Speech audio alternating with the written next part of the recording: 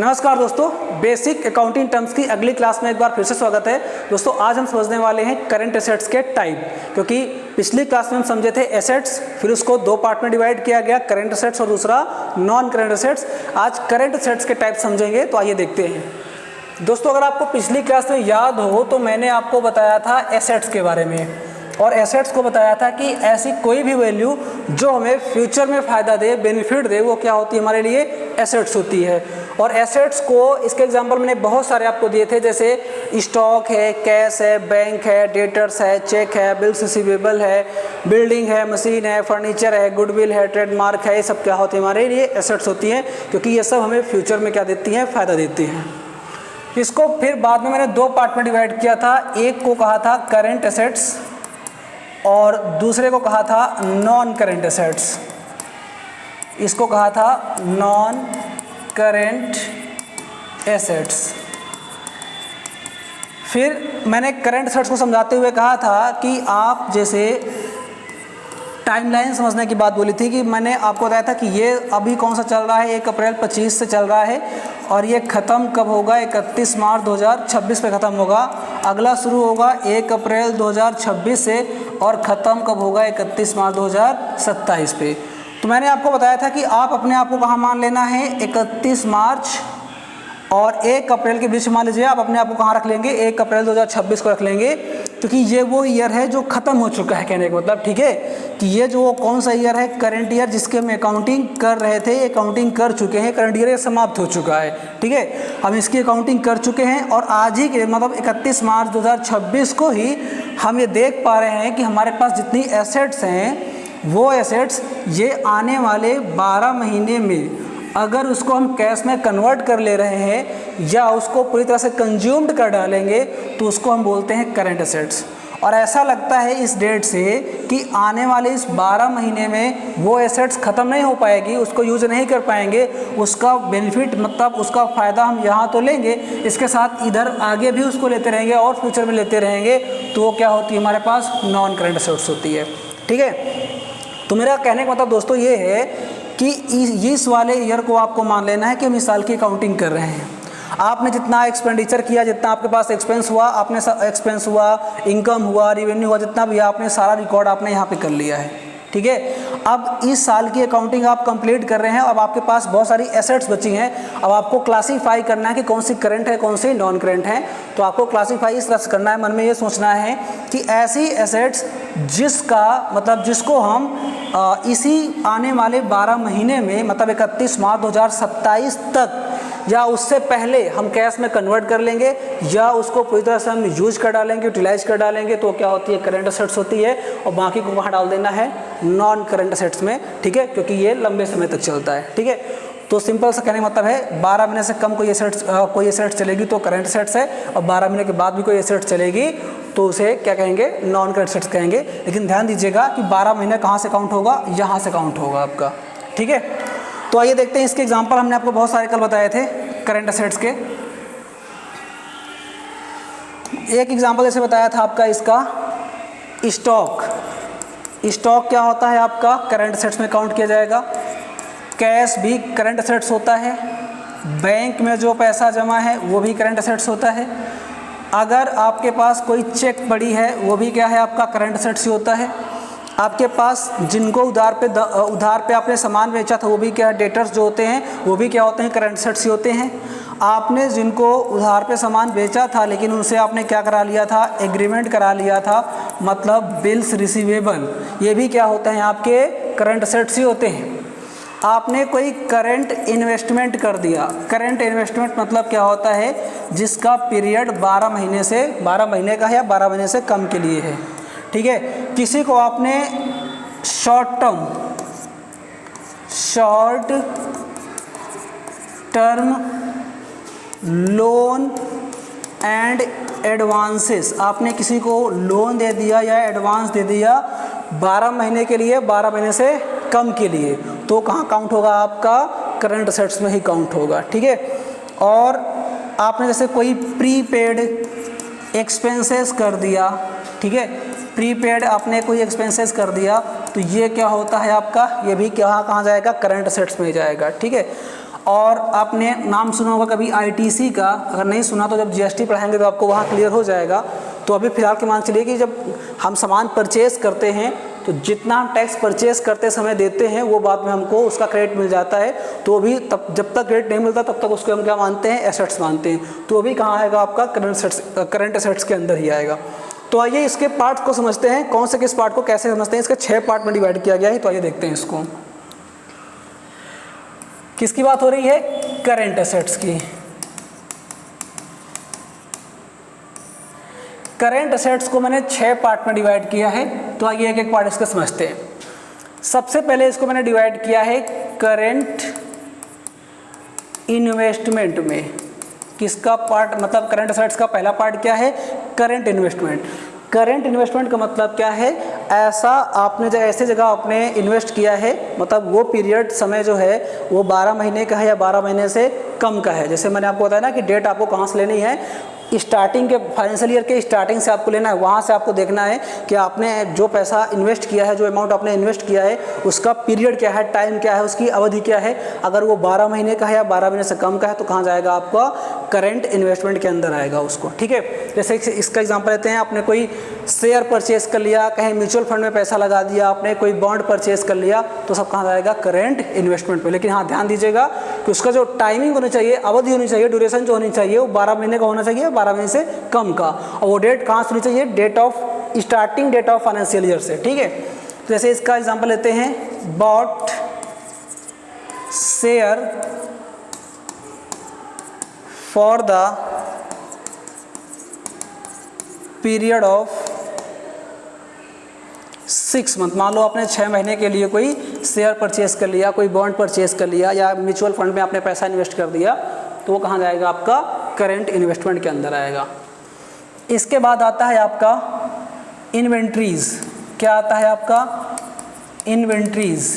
Inventories को ही बताया गया था, इसको क्या बोलते हैं, स्टॉक भी बोलते हैं, और स्टॉक को ही क्या कहते हैं, इन्वेंट्रीज कहते हैं। ठीक है, तो आपने देखा होगा कि जो आपने करंट इन्वेस्टमेंट वाला पार्ट तो समाप्त हो गया। ठीक है, अब बात किसकी हो रही है, स्टॉक की हो रही है। तो स्टॉक कहाँ जाएगा आपका, इसमें आएगा इन्वेंट्रीज के अंदर। इन्वेंट्री को ही क्या कहते हैं, स्टॉक कहते हैं, और स्टॉक को ही क्या कहते हैं, इन्वेंट्रीज कहते हैं। तो स्टॉक को 3 पार्ट में डिवाइड किया गया है। एक होता है आपका रॉ मटेरियल, आपको पिछली क्लास में हमने बताया था इसके बारे में। फिर होता है आपका वर्क इन प्रोग्रेस। अगर किसी स्टॉक पे काम चल रहा है तो वो क्या कहलाएगा, वर्क इन प्रोग्रेस। और जो सामान बनकर पूरी तरह से तैयार हो जाएगा तो वो क्या कहलाएगा, आपका फिनिश गुड्स। तो वो सब कहाँ आएगा, इन्वेंट्रीज के अंदर आएगा। ये सब क्या होता है, करंट एसेट्स ही होता है। ठीक है, तो आप ध्यान दे पा रहे होंगे, तो आपका एसेट्स जो है वो कहाँ चला गया, इन्वेंट्रीज में चला गया। इसके बाद आता है आपका ट्रेड रिसीवेबल।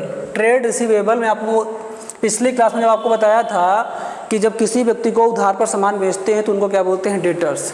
और किसी व्यक्ति को उधार पर सामान दिया गया है और उनसे एग्रीमेंट करा लिया गया तो उसे क्या बोलते हैं, बिल्स रिसीवेबल। और बाद में जब दोनों नाम को ऐड कर देते हैं तो क्या निकल के आ जाता है, ट्रेड रिसीवेबल। तो कहने का मतलब यहाँ पे आपका डेटर्स भी आ जाएगा और बिल्स रिसीवेबल भी आ जाएगा। तो ये आपका निकल के आ जाएगा यहाँ पर आपका ट्रेड रिसीवेबल। ठीक है, इसके बाद इसको जो अगला पार्ट जो इसका बांटा गया है वो इसका पार्ट है कैश एंड कैश इक्विवेलेंट। मतलब कैश कोई पैसा हो या कैश के कोई बराबर चीज़ जैसे हो, कैश तो कैश इसमें आएगा ही आएगा, बैंक में जो पैसा जमा है वो भी इसी में आएगा, आपके पास कोई चेक पड़ी है उस भी इसमें आएगा, अगर कोई डीडी आपके पास पड़ी है सब कहाँ आएगा आपका, डिमांड ड्राफ्ट वो भी कहाँ आएगा आपका, कैश एंड कैश इक्विवेलेंट में ही आएगा आपका। ठीक है, इसके बाद आपने इसको देख ही लिया, कैश भी कहाँ चला गया, कैश एंड कैश इक्विवेलेंट में, बैंक भी उसी में चला गया, चेक भी उसी में चला गया, कैश एंड कैश इक्विवेलेंट में। डेटर्स और बिल्स रिसीवेबल आपका कहाँ चला गया, आपका ट्रेड रिसीवेबल के अंदर। अब इसके बाद आपका बच रहा है short term loan and advances. आइए देखते हैं इसके मतलब क्या होता है। तो इसका जो अगला पार्ट है वो यही पार्ट है, short term loan and advances की बात कर रहा है यहाँ पर। तो आइए देखते हैं, short term loan and advances. ठीक है, अब यहाँ पे लोन एडवांसेस का मतलब क्या होता है, आपने किसी को लोन दे दिया है या किसी को आपने एडवांस में पेमेंट किया है, वो भी उसकी टाइमिंग क्या है वही बताया कि 12 महीने से कम के लिए दिया है या 12 महीने के लिए दिया है, तो कहाँ जाएगा आपका शॉर्ट टर्म लोन एडवांसेस में, और ये कहाँ जाता है आपका करंट असेट्स में जाता है। जैसे मान लीजिए पहला पॉइंट इसमें ले लेते हैं, given loan to mister A for the period of 6 month. आपने 6 महीने के लिए किसी को लोन दे दिया तो वो कहाँ आएगा, short term loan and advances में। या दूसरा इसका एग्जांपल ले सकते हो कि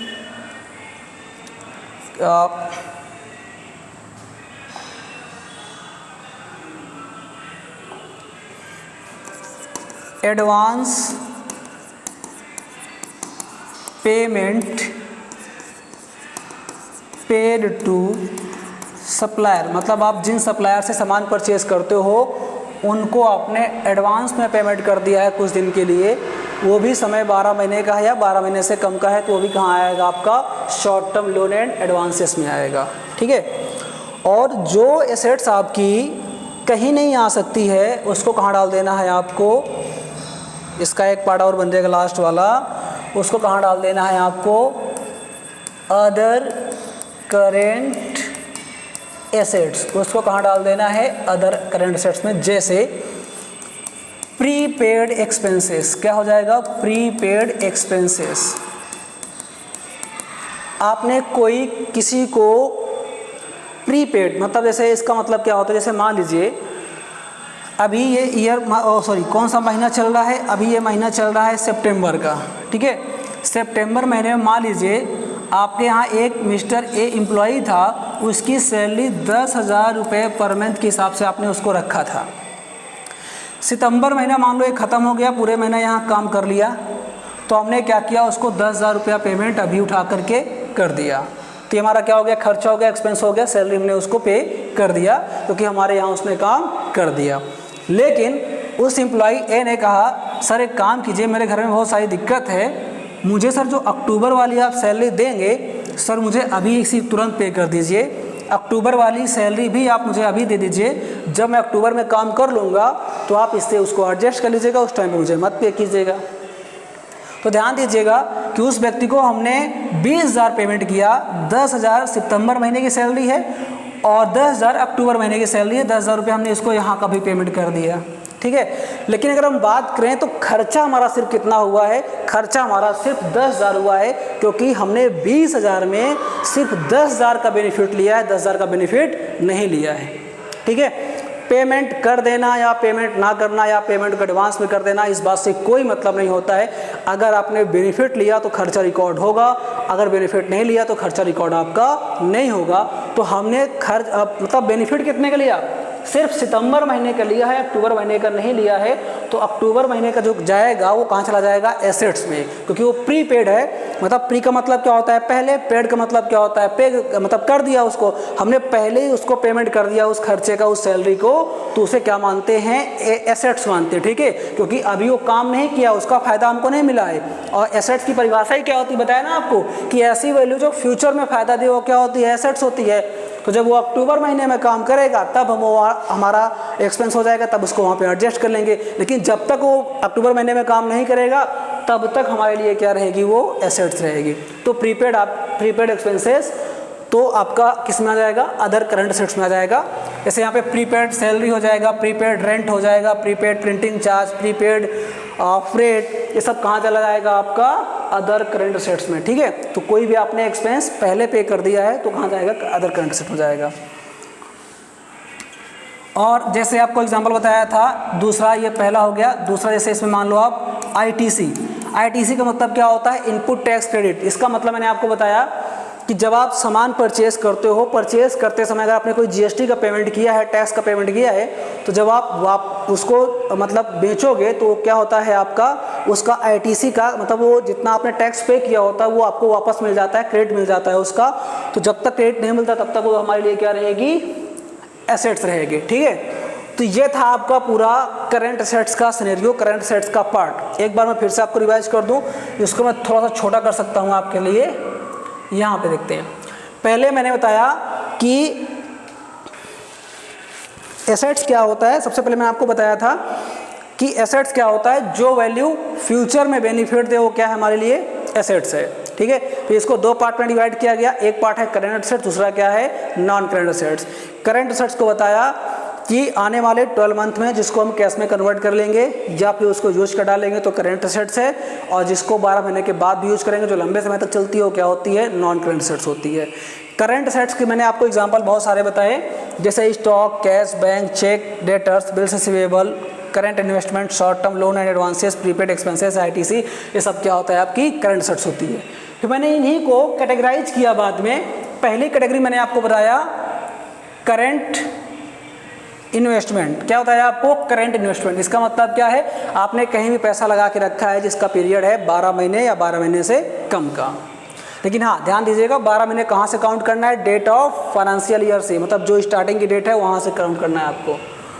इन्वेंट्रीज बताया, इन्वेंट्री को स्टॉक भी कहते हैं और स्टॉक का इन्वेंट्री भी कहते हैं। तो स्टॉक 3 प्रकार का हो सकता है आपके बिजनेस में, रॉ मटेरियल का भी, वर्क इन प्रोग्रेस का भी, फ्रेश गुड्स का भी। सब कहाँ आ जाएगा, यहाँ आ जाएगा। ट्रेड रिसीवेबल में क्या क्या आएगा, जिनको हमने उधार पे सामान बेचा है वो यहाँ आ जाएगा, जिनको उधार पे सामान बेचा है लेकिन एग्रीमेंट भी कर लिया है तो सब वहाँ आ जाएगा। आपका डेटर्स और बिल्स रिसीवेबल दोनों आप इसी में आ जाएगा। कैश एंड कैश इक्विवेलेंट में क्या आ जाएगा, कैश हो, बैंक हो, चेक हो, कोई डीडी पड़ी है आपके पास, वो सब कहाँ जाएगा, आपका कैश एंड कैश इक्विवेलेंट में आएगा आपका। शॉर्ट टर्म लोन एडवांसेस कहाँ जाएगा आपका, गिवन आपने किसी को लोन दिया है, जो समय है उसका 12 महीने है, 12 महीने से कम का है तो कहाँ जाएगा, short term loan and advances में। किसी सप्लायर को आपने एडवांस पेमेंट करके रखा है, आप सामान परचेस करते रहते हैं, आपने उसको एडवांस पेमेंट कर दिया तो वो भी कहाँ जाएगा, short term loan and advances में। ये भी क्या होता है, एसेट्स होता है। जो इन पांचों पे नहीं आ सकता उसको कहाँ डाल देना है आपको, अदर करंट एसेट्स में। जैसे प्रीपेड एक्सपेंसेस, हमने किसी एक्सपेंस का पहले पेमेंट कर दिया तो कहाँ जाएगा, अदर करंट एसेट्स में। ठीक है, तो ये वीडियो अगर पसंद आया हो तो लाइक कर दीजिएगा, सब्सक्राइब कर दीजिएगा। मिलते हैं नेक्स्ट वीडियो में, तब तक के लिए धन्यवाद, नमस्कार।